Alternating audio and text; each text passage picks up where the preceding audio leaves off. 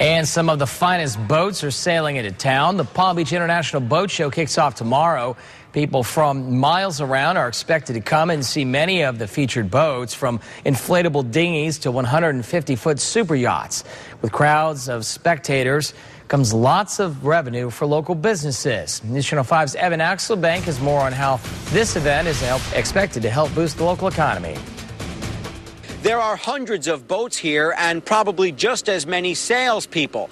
Many of them own family businesses and have for decades. They say they're emerging from rough waters, and some only survived because they made big sacrifices.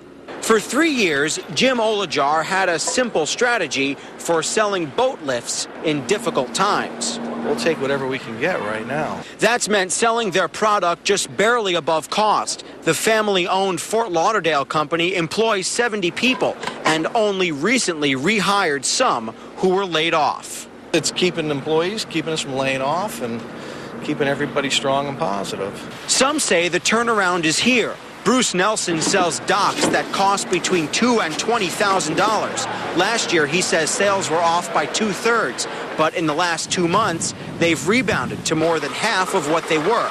Ironically, selling relatively high-end docks has become about value. We also have about a 20-year life expectancy, so we emphasize the usage cost on an annual basis. But others are feeling pressure from two sides, from customers who will only buy at low prices and from higher overhead. Steel costs are up.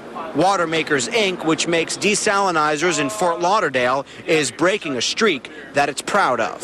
We have not increased our prices in about 2.5 years, but it's coming to the point where we have to.